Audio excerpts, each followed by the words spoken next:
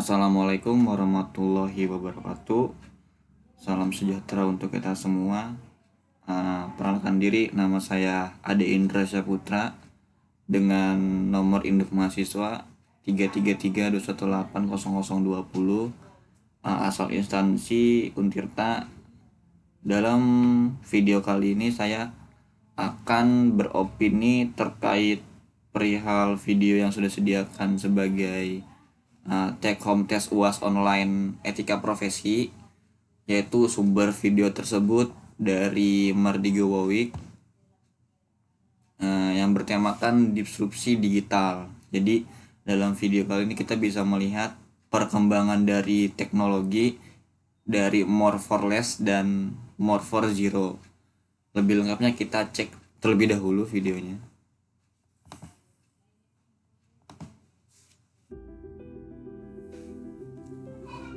Kita diskusi lebih lanjut tentang digital disruption.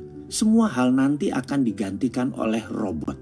Apa yang bisa mekanik dan elektrik pasti diganti robot. Jadi manusia semuanya nanti bisa digantikan oleh AI, Artificial Intelligence. Disrupsi digital ini akan banyak menelan bisnis bergaya tradisional. Bayangkan gerakan digital disrupsi ini seperti gerakan vortex, yaitu gerakan baling-baling pesawat. Baling-baling itu kalau muter makin kencang dan makin banyak dayanya, makin melumat putarannya ke dalam. Ini gambaran industri. Mana yang makin ke tengah, mana yang makin mendekat dengan titik lumatan, makin hancur-hancuran bisnis itu. Pertama yaitu Google dan Facebook. Mereka adalah industri yang paling cepat mendisrupsi sekaligus paling cepat terdisrupsi. Dalam 10 tahun ke depan akan terjadi perubahan dalam dunia sosial media dan dunia search engine, di mana mungkin saja tetap Google yang memimpin, namun sudah bergeser jauh kefungsiannya dari saat ini. Kedua, media akan terdisrupsi, yaitu media mainstream. Kompas, Femina, Jawa Pos, RCTI, TVRI tidak tahu lagi sampai kapan. Namun di tahun 2030 rasanya semua itu menjadi dinosaurus, hilang. Contoh saat ini ya, Net TV itu tiba-tiba melay-off banyak karyawan. Persaingan mereka itu dengan individu yang asetnya minim. Bayangkan Net TV itu asetnya heavy sekali dalam overhead. Dan bagi perusahaan, overhead yang besar itu adalah kanker bagi perusahaan. Dibandingkan dengan apa? Dibandingkan dengan Ria Ricis, ya jelas aja penontonnya lebih banyak Ria Ricis. Kenapa? Karena lebih disenangi saat ini. Bayangkan, Net TV itu investasinya 3 triliun untuk dapat viewer 1 juta per hari. Channelnya Bosman Mardigu itu 1 juta juga viewernya per hari. Dari YouTube, IG, dan FB. Modalnya berapa? Kecil sekali. Atta Halilintar per hari itu 7 juta viewer. Deddy Corbuzier. Dalam video konten ini, bagian ini adalah perbandingan antara media TV, televisi yang kita sehari-hari tonton dan perbedaan di YouTube. Jadi konten yang dibawa di TV itu belum tentu lebih banyak daripada yang konten di YouTube. User itu 6 juta viewer. Raffi dan Gigi itu 10 juta viewer per harinya. Modalnya gak sampai semiliar. Bubrah itu semua media mainstream. Apalagi nanti waktu 5G hadir di Indonesia tahun 2020 dan 2021. Generasi milenial dan generasi Z tidak nonton TV. Nontonnya semua berbasis. Nah, di sini seiring perkembangan zaman itu ada 4G dan 5G, yang dimana 5G ini akan diciptakan oleh teknologi itu sendiri, dan itu bisa mempercanggih teknologi juga, dan semua manusia dan semua konten-konten itu bakal berubah atau kita berbasis internet gitu. Internet. Ketiga, apa yang terdisrupsi? Retail shop. Ramayana, Matahari, departemen store serba ada akan musnah menjadi marketplace digital jualannya. Nah, untuk bagian ini yang kita bisa lihat, kita biasanya menggunakan atau kita beli barang, beli sepatu, beli baju, beli kalung, beli cincin, segala macam itu langsung di tokonya kan. Nah, nanti kalau emang seiring perkembangan zaman, semua yang di toko itu akan berkurang. Jadi bertransformasi yang tadinya toko menjadi marketplace. yang dimana marketplace itu akan mempermudah konsumen untuk membeli dan memesan seperti itu. Jadi nggak terlalu repot untuk membeli, kita berangkat ke Serang atau berangkat kita ke Jakarta gitu. Jadi personal bisnis itu dan menjadi direct bisnis itu. Produsen langsung ke konsumen dan konsumen langsung request ke produsen. Nggak ada lagi orang tengah, nggak ada lagi pajangan, nggak ada lagi retail shop. Keempat adalah hadirnya fintech, financial teknologi. Barusan kita cerita kalau banyak bank akan atau sudah mengurangi kantor cabangnya. Ini akan merubah dunia perbankan, baik dari jumlah cabang, jumlah karyawan, hingga jumlah ATM. Nah, jadi yang bisa kita ketahui di sini adalah biasanya kan di sebuah negara atau sebuah daerah itu mempersediakan, atau Bank Indonesia ya. Contoh Bank Indonesia itu mempersediakan banyaknya bank dan banyak ATM. Nah, mungkin nanti opini saya sendiri terkait masalah yang akan terjadi di disrupsi digital ini akan bertransformasi menjadi teknologi semua, atau fintech teknologi atau fintech pada tahun 2030. Tahun 2030 bahkan dibandingkan dengan saat ini akan tinggal 20% jumlah karyawan.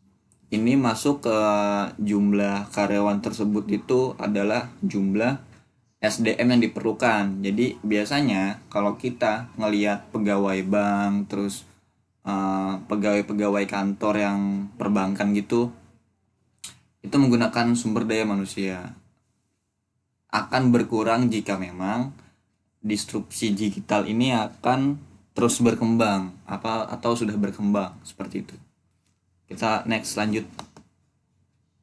Bank, cabang bank, dan mesin ATM karena semua sudah menjadi mobile. Kelima, selanjutnya apa yang terdisrupsi? Telekomunikasi. WA itu akan melibas semuanya. Telkom akan berubah landscape-nya. Kenapa? Karena mendadak komunikasi menjadi semuanya gratis. 5G nanti bisa gratis. Dan kalau Telkom mengadopsinya telat, baru 2000. Nih, lanjut di bagian masalah jaringan internet ini adalah perkembangannya 5G itu akan isu-isunya akan digratiskan. Jadi semua akses yang kita gunakan nanti serba gratis. Jadi ada dampak kerugian dan dampak keuntungannya. Dampak kerugian tersebut dari servernya, contoh Telkom. Nah, pada tahun 2045 nanti Telkom akan mengadopsi. Jadi ibaratnya rugi besar terkait masalah Telkom ini, dan diuntungkan bagi manusia atau SDM-nya yang dimana diperuntukkan untuk sumber daya manusia. 2045 Singapura sudah mengadopsinya sekarang, maka di tahun 2021 telepon kita bisa 3. Salah satu teleponnya adalah Singtel, karena kita nggak bisa tahan lagi udah pakai satelit. Semua wilayah Indonesia di cover dan gratis. Mampus itu Telkom.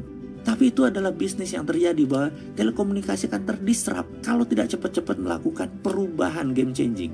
Kenapa? Karena telekomunikasi merubah dari more for less jadi more for zero. Itulah yang dilakukan oleh digital company. Mereka menghasilkan more for zero. Itulah ciri digital disruption. Keenam, apa yang terdisrupsi kemudian?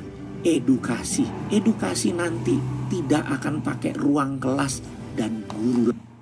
Nah, selanjutnya untuk edukasi pendidikan ini ikut kena disrupsi, atau bisa kita lebih garis besarnya itu ruang kelas atau guru-guru yang di sekolah itu mungkin suatu saat nanti tidak digunakan lagi. Kenapa? Karena semakin perkembangannya teknologi, semakin menggunakan juga namanya